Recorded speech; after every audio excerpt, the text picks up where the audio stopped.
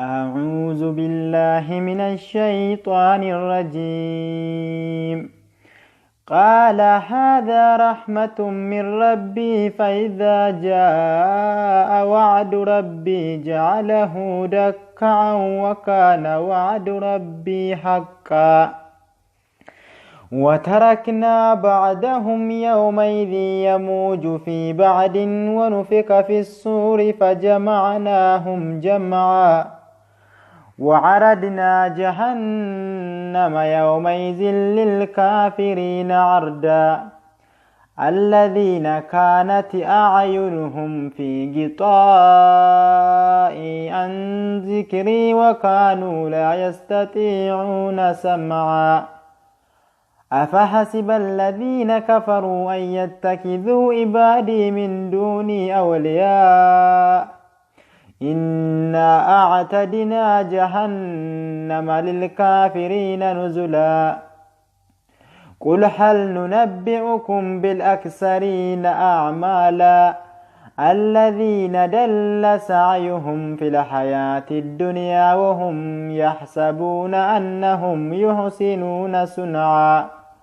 أولئك الذين كفروا بآيات ربهم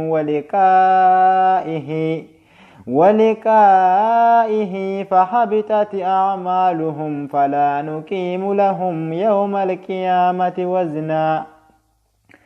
ذلك جزاؤهم جهنم بما كفروا واتخذوا آياتي ورسلي هزوا.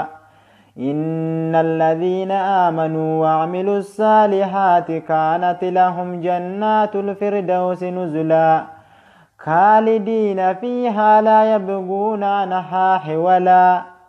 قل لو كان البحر مدادا لكلمات ربي لنفد البحر قبل أن تنفد كلمات ربي ولو جئنا بمثله مددا.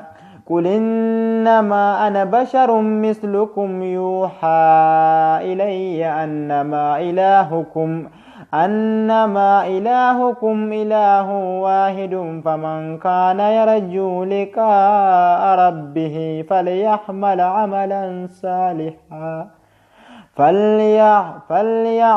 عملا صالحا ولا يشرك بعبادة ربه أحدا.